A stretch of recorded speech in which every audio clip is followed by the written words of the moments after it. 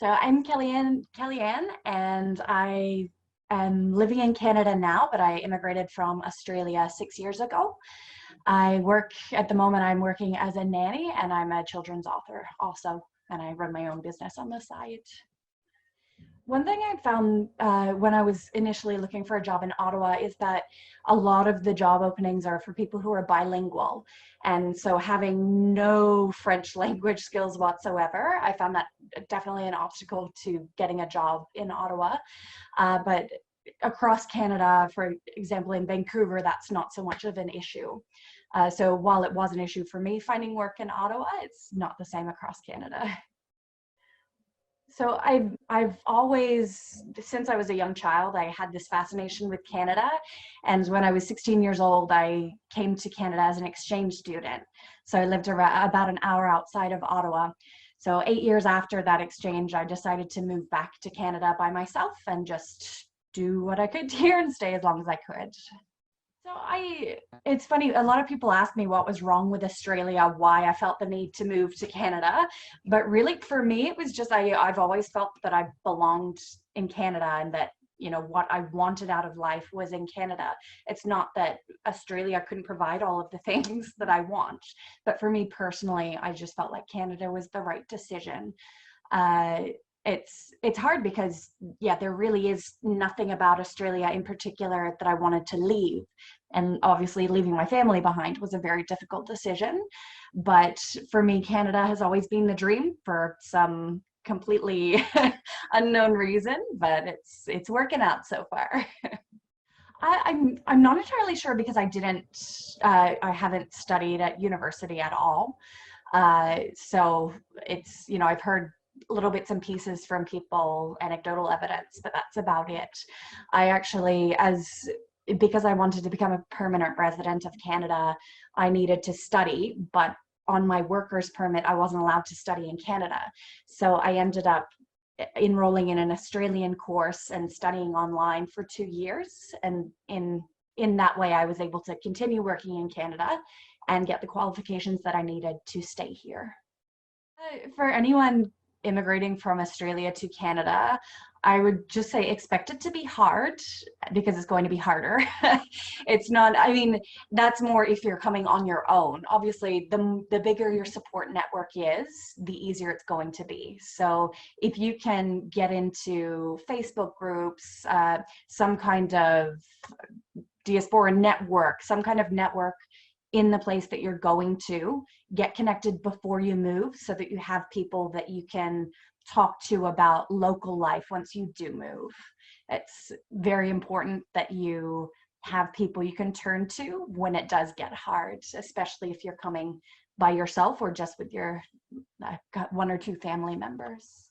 I suppose I found it somewhat easier than most people would to when I did move, because I did have connections from when I was an exchange student. So building a new network on top of that was challenging. I work with children, so I don't have coworkers that I can build a network that way. But by getting involved with a church group and things like that, I was able to, build that community around me. And obviously it's an ongoing process like it is with anywhere. But yeah, I was lucky in that respect that I did already have a mini community that I could get back into. So it was more the little things were the most challenging because I didn't anticipate them. So something like finding a job, I already thought in advance, okay, it could take me 6 months to get a job, so I'll budget for that and I'll plan for that, and I'll learn these new skills while I'm unemployed and looking for work. But it was things that I hadn't really considered that I found the most challenging just because they were unexpected, like getting the garbage out. The first week it was garbage collection. I had a black box and a blue box, and that was it. And I had no idea what was meant to go in them, where it was meant to put them, where I should put my garbage. So it's just these things that I'd have to get online and how do I search for this? Like, can you put a bag on the curb. Just these small details that I didn't really think about being so different from what I was used to. Whereas, you know, in a silly way, the bigger things were easier because I was expecting them to be such a challenge in the first place. Uh, you know what? Not living in Canada for the rest of my life has never been an option for me. When I decided to live here, it was always a long-term goal. So, you know, when I moved here 6 years ago, I didn't have the qualifications I needed to meet the criteria for permanent residency, let alone citizenship. So I put everything I had for, you know, 5 years leading up to that into getting permanent residency eligibility. And now I'll actually be applying for citizenship in the next month. So for me, it was always Canada is it. And then, you know, if the unforeseen happens, if I can't make it happen, of course, I'll go back to Australia and that's okay. But really, I've always had my heart set on staying here. I've gone back to Australia to visit because, again, I do obviously miss my family and friends a lot, but that would be the only thing that would lead me to go back to Australia for any length of time. They're very similar countries. The people are quite similar. I think they've got an extra level of friendliness in Canada, but between the two countries, in terms of immigration especially, it's probably one of the easiest transitions from country to country, other than, you know, the United States and Canada, which are so close. But yeah, the people, the way of life and things like that are quite similar in Canada and Australia. So I think that does make it a lot easier for people to move from one to the other. If you're considering immigrating from one country to the other, just do it. Just do your research, make sure you're very prepared. But at the end of the day, there's always a home to go back to in that. If it's your choice to move and you're doing it just because you want to, don't let being afraid of new things hold you back. It's if you have the desire to do something like that, you might regret not doing it.